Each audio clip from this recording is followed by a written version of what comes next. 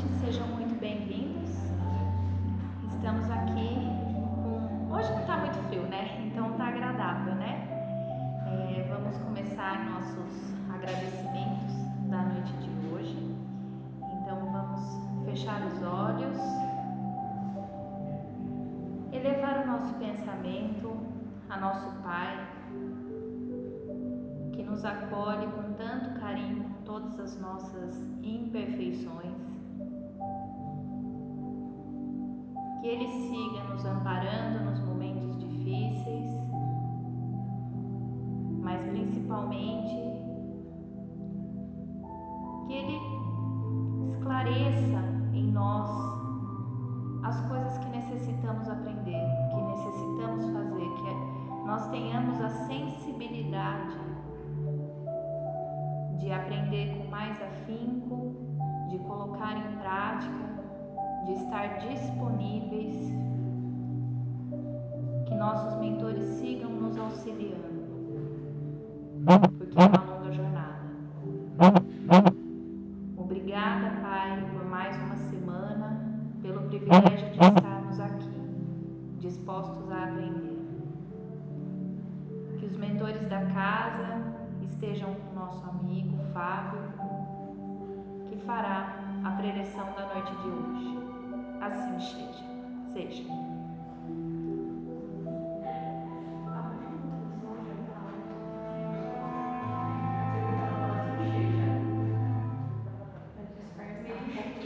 Ao vivo é complicado, né?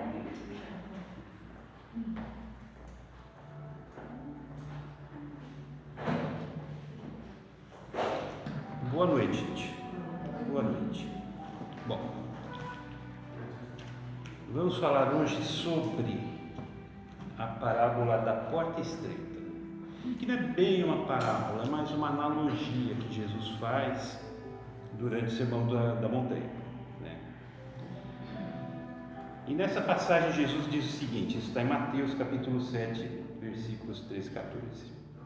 Entrai pela porta estreita, porque larga é a porta, e espaçoso o caminho que leva à perdição, e muitos são os que entram por ela.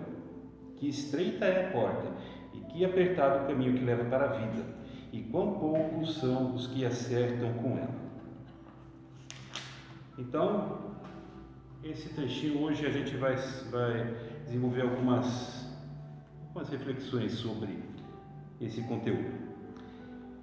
E aí a gente tem que entender primeiro o contexto. Essa passagem foi dita durante o Sermão da Montanha. E o que é o Sermão da Montanha? O que representa o Sermão da Montanha dentro do Evangelho? O Sermão da Montanha é simplesmente o núcleo essencial de todo o ministério de Jesus. Toda a doutrina do Cristo está resumida, alicerçada nos princípios que ele apresenta e explana no Sermão da Montanha. Então o Sermão da Montanha é a base, é o núcleo de tudo. É o alicerce de toda a doutrina que ele veio nos ensinar e nos propor vivenciar. Está tudo no Sermão da Montanha. Então a importância desse texto, dessa passagem, é tamanha que levou um hindu, Gandhi, a dizer que se todos os livros da terra fossem perdidos e só sobrasse o Sermão da Montanha, então nada teria sido perdido. Porque todo o resumo, todo o núcleo do que Jesus veio, da proposta do Cristo para nós, do ministério de Jesus para nós, está aqui. Então a gente está diante do quê? Dos princípios que foram nos ensinados para coordenar, para orientar a nossa vida. A apresentação desses princípios foi feita de uma forma bem estruturada. Jesus começa primeiro indicando quem são os bem-aventurados. O que são os bem-aventurados? São aqueles que cumprem com a lei, são aqueles que cumprem com esses princípios. Então ele divide, ele começa falando então quem são os bem-aventurados. Bem-aventurados os que têm fome e sede de justiça, bem-aventurados os pacificadores, bem-aventurados os mansos e brandos. Ele vai dando uma classificação que corresponde àqueles que estão executando, né, o resultado da execução desse programa que ele nos trouxe. Então, primeiro ele começa explicando qual é o destino? Como serão aqueles que irão realizar esse que ele vai trazer? E a partir daí, então, feita essa apresentação, ele começa a apresentar então um projeto de existência. E é um projeto de existência que ele vai categorizando em vários exemplos, tem várias passagens com várias analogias para mostrar exatamente a forma como a gente tem que enfrentar as circunstâncias de vida. Então ele começa falando: amai os vossos inimigos, orai por aqueles que vos perseguem. Se alguém lhe pede a túnica, dê também a capa. Empreste para quem você ainda saiba que não vai poder te devolver.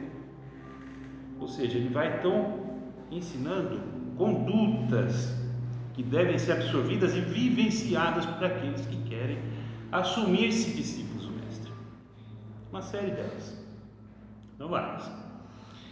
E depois de apresentar essas condutas, então ele vai trazer então situações de causa e efeito que vão ilustrar exatamente a distinção entre os caminhos que a gente tem à nossa disposição para escolher e as consequências das escolhas que a gente fizer por eles. E essa passagem da porta estreita está dentro desse contexto. Depois de dito aqueles que são os bem-aventurados, depois de explicadas as condutas básicas que devem orientar a nossa existência, o molde no qual a gente deve se amoldar, aí ele vem Cristo e nos mostra o resultado das escolhas que a gente pode fazer diante dessa proposta, aceitar ou não essa proposta. E a porta estreita, ou as duas portas, ela está nesse contexto. E a primeira leitura, a gente não vai ter parece que não há tanta dificuldade em entender do que se trata. O próprio Cristo, quando apresenta, quando ele fala dessas portas, ele já dá uma indicação do que se trata. A porta larga, a porta da perdição, a porta sedutora, a porta estreita, a porta do sacrifício pessoal. Ou seja, é preciso fazer um esforço para escolher a porta estreita, porque a porta estreita é a porta do Espírito, é a porta da vida espiritual. E a porta da vida espiritual exige o sacrifício, que a gente abra mão das coisas da terra, porque as coisas da terra estão ligadas à porta da terra, à porta larga. Então há uma noção, há uma ideia que Jesus já nos passa do sacrifício, de abrir mão, da renúncia. Por isso que não é fácil, por isso que ela é estreita, Ela exige de nós um esforço. Então, entender essa dualidade é essencial para que a gente possa então realizar as escolhas de uma forma segura. Quando Lucas trata dessa mesma passagem, ele apresenta um quadro mais completo. E é um quadro mais completo que é interessante, porque aí ele vem de uma forma que complementa essa visão. Porque para a gente ter essa visão superficial a princípio, parece que resolve. Ok, entendemos que a porta estreita é a porta do Espírito, a porta larga, a porta das seduções da terra. Então a gente deve buscar, então, esforçar-nos por essa porta, ou seja, buscar as coisas do Espírito, buscar o crescimento do Espírito, viver em função da nossa evolução. A princípio, isso daí é uma compreensão que não é difícil da gente tirar daqui. Mas o problema é até que ponto vai esse esforço? Ou melhor dizendo, até onde a exigência por esse esforço vai nos cobrar de nossos esforços. É aí que a gente precisa entender. E aí a gente vai então passar para a leitura de Lucas, que é o mesmo texto, só que um pouquinho mais desenvolvido. Então o texto começa assim, Lucas capítulo 13. Perguntou-lhe alguém: Senhor, são poucos então os que se salvam? E ele lhes disse: porfiai por entrar pela porta estreita, porque vos digo que muitos procurarão entrar e não poderão. E quando o pai de família tiver entrado e fechado a porta, vós estareis de fora, e começareis a bater a porta, dizendo: abre-nos, Senhor. E ele vos responderá dizendo: não sei de onde sois.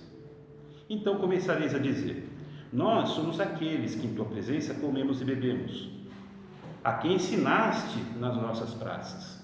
E ele vos responderá: não sei de onde sois. Apartai-vos de mim, todos os que obrai iniquidade. Ali será o choro e o ranger de dentes, quando virdes que Abraão, Isaque e Jacó e todos os profetas estão no reino de Deus, e que vós ficais fora dele excluídos. E virando o Oriente do Ocidente, e do setentrião e do meio-dia, muitos que se assentarão à mesa do reino de Deus. E então, os que são últimos serão os primeiros, e os que são os primeiros serão os últimos. Então aqui já começa a desenvolver um pouquinho mais a ideia do sacrifício. E aqui fica interessante para a gente entender a ideia, a noção de quão profundo é a exigência de sacrifício. E a partir dela a gente entender por que a gente tem patinado tanto nesses últimos sem número de experiências reencarnatórias, sem conseguir nos mover mais do que milímetros. Quando Mateus fala da porta estreita, ele fala de uma forma simples. Quando Lucas coloca a passagem, ele diz o seguinte, como advertência do Cristo: muitos procurarão entrar nela e não poderão. Quer dizer, aqui a gente atira um elemento essencial. Não basta querer entrar na porta para poder acessar. Não é só um elemento de vontade da pessoa, de desejo da pessoa. Eu quero entrar na porta estreita. Não basta. Não basta.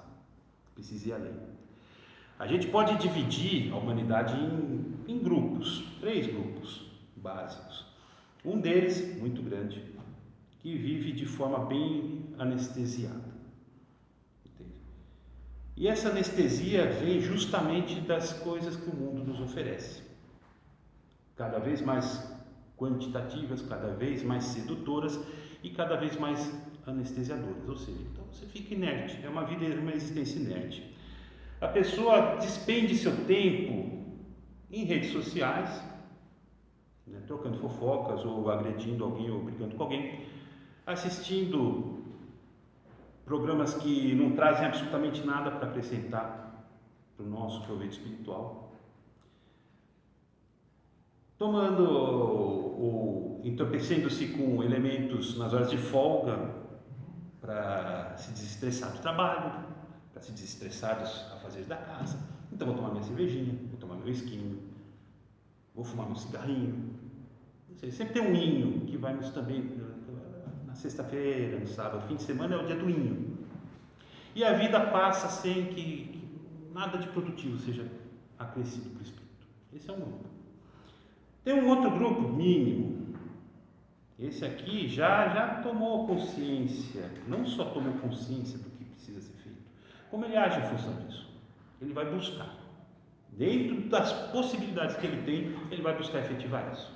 Então a gente vê pessoas que se organizam para ajudar necessitados, pessoas que doam do seu tempo, entende? Para auxiliar, para aliviar dores, para suprimir carências, para minimizar necessidades, pessoas que se preocupam com o próximo. E não precisa ser numa escala global. A gente não está falando de escala global. A pessoa criou o Médicos Sem Fronteira, não é disso que se trata. Às vezes a gente tem muito mais valor em criar um médico sem fronteira dentro da nossa casa, para auxiliar aqueles que vivem conosco. Cada um está ali naquele turbilhão de pensamento perdido e tem um ponto de equilíbrio, um ponto de referência. Esse ponto de referência vale muito mais, às vezes, do que você ter uma ONG em 4 dos continentes do mundo. Mas essa pessoa, ela entendeu, entende? Que todo o ministério do Cristo, que está resumido no Sermão da Montanha, diz respeito a quê? A ação. E ação com quem? A partir do mais próximo. A base está aqui, a base é essa. Todo o programa do Cristo, quando Jesus ensina aqui, depois ele descrever o que são os bem-aventurados, quem são os bem-aventurados, ele vai passar a enumerar então as ações que vão formar o bem-aventurado. São todas ações, são todas condutas. É um programa ativo. Ele falou assim: bem-aventurado aquele que fica lendo a Bíblia até decorar. Eu decorei tudo, eu sei o versículo 1, 2. Bem-aventurado é aquele que sobe lá no palanquinho para ficar falando comigo. Não é. É ação, é perdoar, é tolerar, é ser indulgente, é ser benevolente, é ter compreensão, acolhimento no trato. É ação, tudo ação. Bem-aventurado o espírita. Quem cai nessa, cai numa barca fora. Ação, estou falando de ação. Então, quem entendeu esse grupo mínimo, é uma parcela mínima. Porque são espíritos que já têm uma compreensão já formada diferentemente. Eles já entenderam isso e já vivem em função disso, em função do agir.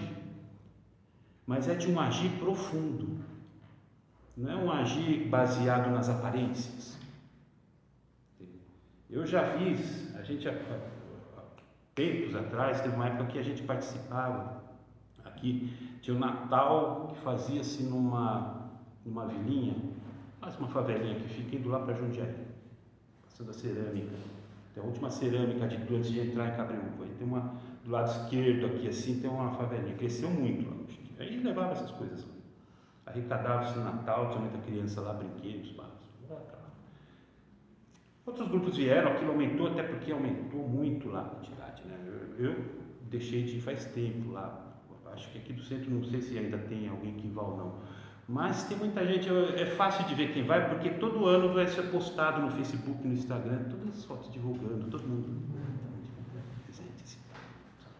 Não é disso, isso daí não tem valor também. O entendimento profundo é o agir com a consciência de que a vida deve ser vivida assim, porque essa é a forma de se conformar com a lei de Deus. E eu vivo isso com qualquer um da minha vida. Qualquer um, aqui no trabalho, em casa, o vizinho que ouve música alta até 2 horas da manhã, com qualquer um. Entende? E isso não aparece, isso não vai sair no Facebook, isso não vai sair no jornal, ninguém vai bater palma para isso. Mas assim funciona, porque aquele que já está imbuído do código que está resumido aqui, assentado nas bem-aventuranças, ele já entendeu que o que vale não é o que a gente granjeia na terra, o que vale é o que a gente constrói para a vida do Espírito. Esses são poucos. E o resto é onde a gente está, o terceiro grupo. Aqueles que já perceberam que ficar inerte não vai levar a nada, que a orientação da vida deve ser outra. Porém, ainda não chegou nesse ponto do grupo mínimo, de internalizar aquilo perfeitamente, para transformar isso numa regra de vida, diária, constante, né? Cotidiana. Não chegou nesse ponto. Então, esse grupo é o grupo que se equilibra em 2 canoas, vamos dizer assim. Então, um pé no bem, na vontade de seguir o Cristo, cumprir as bem-aventuras, ser um bem-aventurado, mas outro pé está no pé da terra. Então, um pé está embicado para a porta estreita, porque é onde eu quero ir. Eu já percebi que isso aqui não vale, eu quero ir aqui. Porém, o outro pé está assim, imantado na porta larga. Eu não consigo tirar esse pé daqui. Por quê? Eu não consigo, é muito difícil. Mas é difícil porque isso aqui me atrai muito. Essa porta larga me é muito sedutora. Ela me dá muito prazer. E eu não consigo abrir mão desse prazer. Muita gente concilia. Sabe? Eu vou fazer o bem. Estou fazendo. Jesus está vendo, não? Estamos aqui fazendo bem. Mas ao mesmo tempo eu também tenho direito, eu sou filho de Deus. Então eu também tenho direito também de ter o meu prazer, minha diversão, meu alívio. E a gente vem vivendo assim. Esse terceiro grupo, nós estamos aqui, no pé cada caminho. Vai dar resultado? Segundo Lucas, narrando o que Jesus disse, a gente está procurando, só que procurar não basta. É preciso ir um pouco além. E não basta por quê? A porta não é estreita. O homem que se sacia das coisas da terra, ele aglutina coisas em si que são desnecessárias para o espírito, mas são necessárias para o homem mundano. Entende? E a gente não consegue abrir mão disso, a tal ponto que a gente não consegue viver sem isso. Entende? Viver sem anulação, viver sem alguém fazendo os meus desejos, viver sem ter as minhas vontades atendidas, os meus prazeres saciados. A gente não consegue abrir mão disso. É muito bom, é muito satisfatório. Entende? E isso vem agregando, desde lá de trás. E o mundo modernizando oferece ferramentas, oferece objetos cada vez mais tentadores. Entende? Se a gente for olhar para trás, 4 anos, sei lá, 3, 4 anos, sabe? O meu celular ainda era aquele de botãozinho, não tinha rede social praticamente, rede social não tinha. Ninguém, hoje em dia, o termômetro vive-se exclusivamente em redes sociais. Você fala, o que aconteceu? Como a coisa está correndo fora de controle, fora de rumo, né? Então tudo isso envolve, né?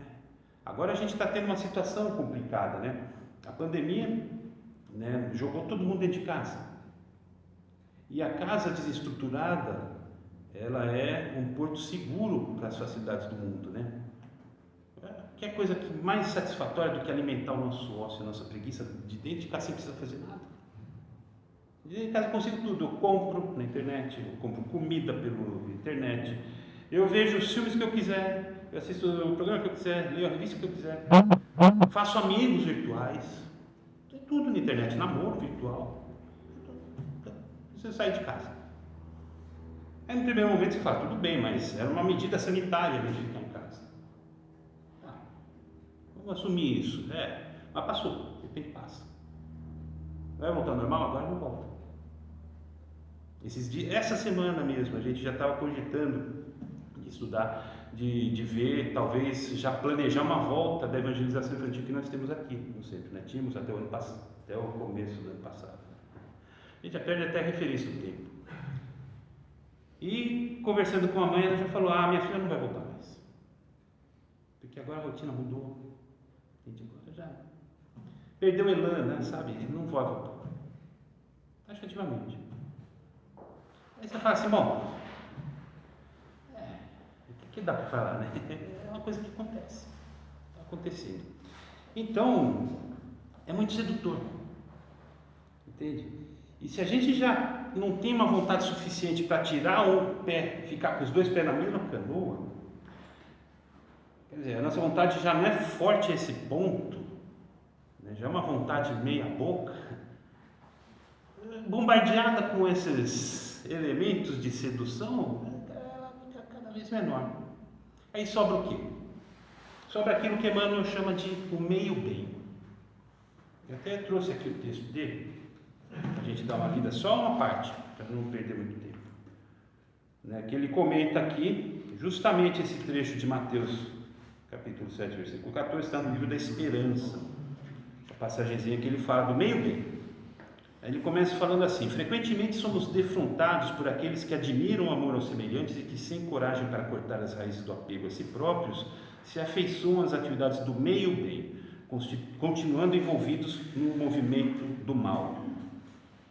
Emprestam valioso concurso a quem administra, mas requisitam favores e privilégios, suscitando dificuldades. Oferecem cooperação preciosa em socorrendo as aflições alheias, no entanto, exigem atenções especiais, criando constrangimentos. Alimentam necessitados e põem-lhes cargas nos ombros. Acolhem crianças menos felizes, reservando-lhes o jugo da servidão no abrigo familiar. Protegem amigos, diligenciando convertê-los em joguetes e escravos.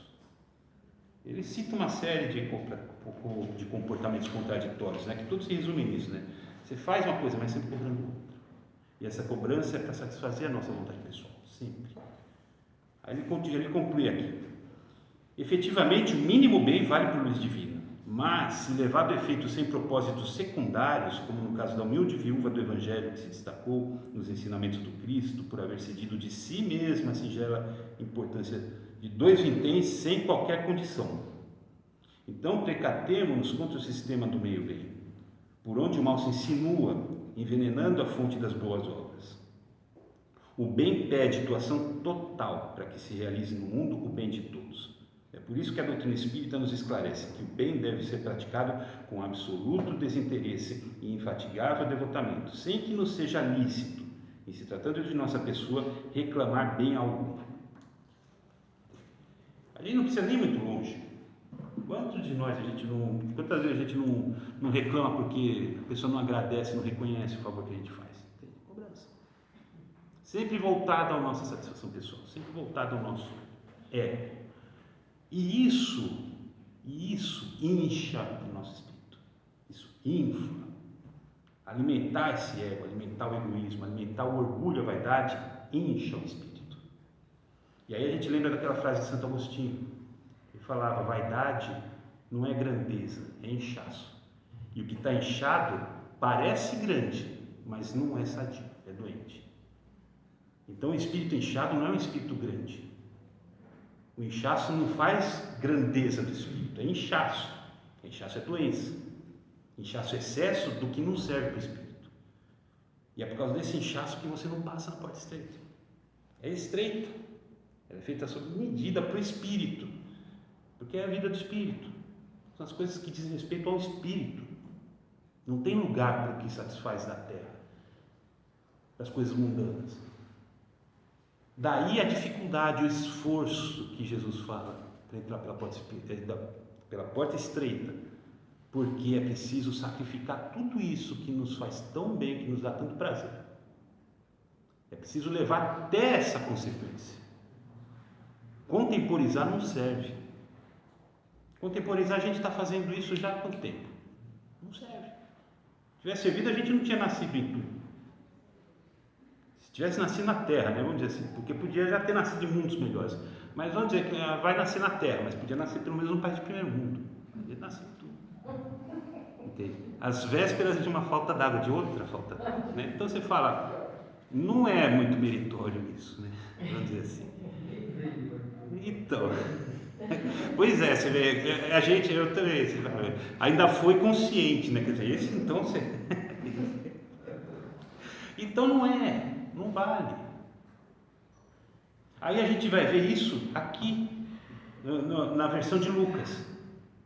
A porta foi fechada na cara daqueles que estavam procurando entrar, mas não conseguiam, porque estavam muito inchados aí.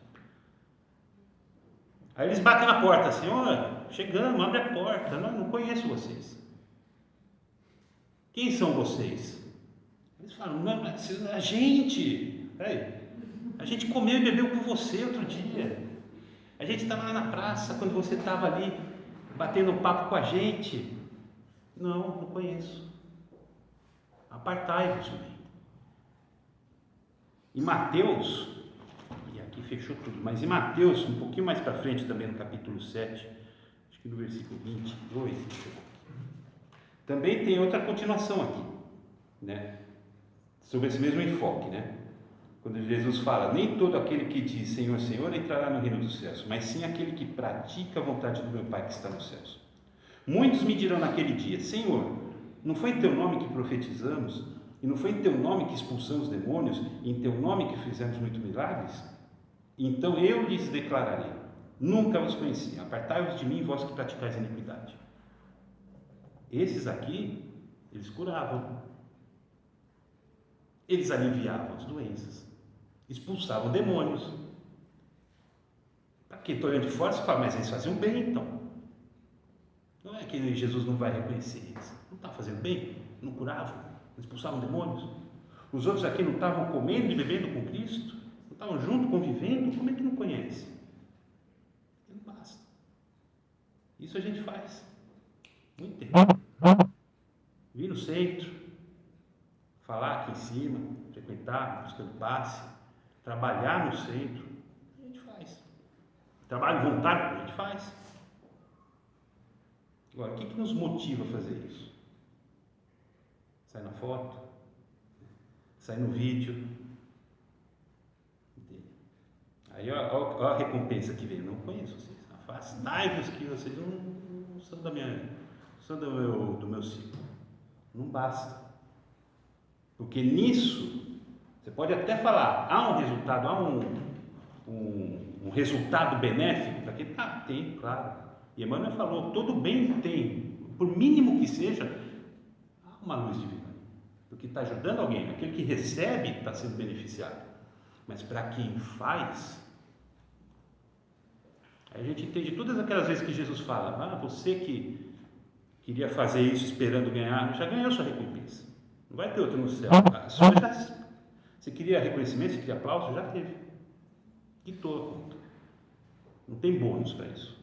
Por causa disso, porque a gente ainda pensa no bem com o olhar daquele que está com o pé em duas canoas, que ainda que queira entrar numa porta, não abriu mão da outra, porque a outra é fácil de seduzir, é difícil de abrir mão. Então, para que funcione para o espírito, para que a gente realmente se habilite a ser classificado como bem-aventurado dentro do contexto do Sermão da Montanha, é preciso abrir mão disso. É preciso mudar. A mudança é radical nesse sentido, no ponto de vista. Entende? Passar a agir de forma a organizar todos os atos da vida. Assim, eu vou fazer desde quando acordar até quando dormir, tudo que eu tiver que fazer no meu dia, todas as decisões que eu tiver que tomar no meu dia, eu tenho que tomar elas com base naquilo que está ensinado no Sermão da Montanha, que é a base de tudo. O que Jesus diria daquilo que eu quero fazer? E agir dessa forma, em qualquer circunstância, com qualquer pessoa, em qualquer momento do dia. E aqui o importante não é o acerto. A gente não vai acertar. Longe disso. A gente nunca fez isso. Então, pode tirar da cabeça que vai acertar no primeiro momento. Não vai.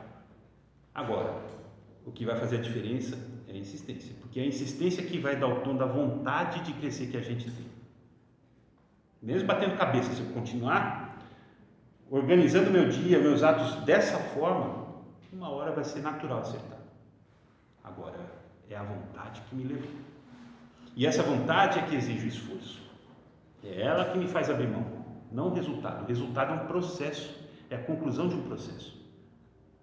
É a vontade que vai me fazer abrir mão e vai mudar a orientação.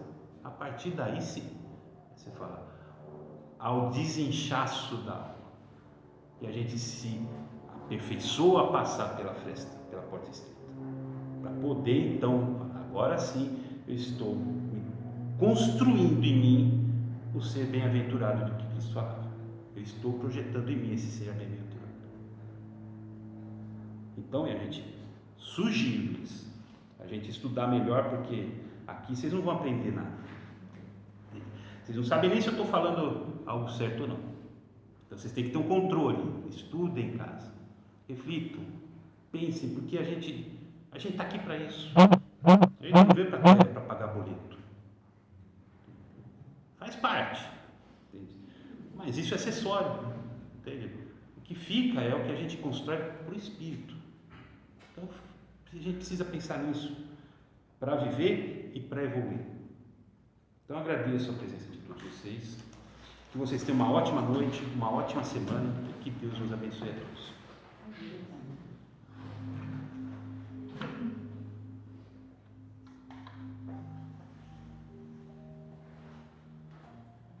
Então a gente vai agora elevando o nosso pensamento, emanados nessas vibrações tão abençoadas que são oferecidas para o nosso acolhimento nessa casa de oração, de estudo, e elevando o pensamento com muita gratidão por estarmos aqui mais uma noite, tendo a oportunidade de desenvolver os nossos conhecimentos e compreensões sobre o Evangelho do Cristo. A gente eleva o pensamento para todos esses amigos espirituais que de alguma forma participam desse nosso processo conosco, de transformação e iluminação interior. Aos nossos mentores, aos mentores da casa, aos mentores desse estudo, o nosso profundo agradecimento, o nosso muito obrigado pelo acompanhamento fiel que nos proporcionam, pela intuição e pela inspiração que nos oferecem, propiciando que a gente consiga enxergar as profundidades dos ensinamentos do Cristo. O nosso muito obrigado a esses amigos que tanto fazem pelo nosso progresso. E levando mais o pensamento, a gente vai buscar o nosso irmão maior, aquele que é a razão pela qual estamos aqui hoje. O nosso irmão Jesus Cristo, nosso Mestre. E profundamente gratos, ajoelhamos e agradecemos. Muito obrigado, Mestre, por todo o seu amor, por toda a sua misericórdia e por toda a atenção que nos é dispensada. Pelo seu Evangelho bendito, repositório de luz e guia de renascimento espiritual que tanto buscamos realizar, cada um de nós aqui presentes. e gratos pela sua presença na nossa vida, pela sua orientação permanente no nosso horizonte, como um farol nos iluminando e nos conduzindo pelo caminho, mesmo diante dos tropeços e das pedras que a gente encontra. A gente roga pelas suas bênçãos, que cada coração aqui presente hoje se aqueça e se fortaleça no seu amor e na sua luz, e que possa voltar para os seus lares, seja na terra ou seja na pátria espiritual, confiante em viver e praticar os ensinamentos que estamos estudando hoje. E pouco a pouco, que cada um de nós aqui presentes possa se tornar uma carta viva do teu Evangelho, exemplificando e replicando os seus ensinamentos através do exemplo, da prática, e assim dando nossa pequena contribuição para que essa família humana possa se integrar cada vez mais nos mais profundos laços de fraternidade, de amor e de fé emanados do nosso Pai. Que assim seja, graças a Deus e graças a Ti, Jesus.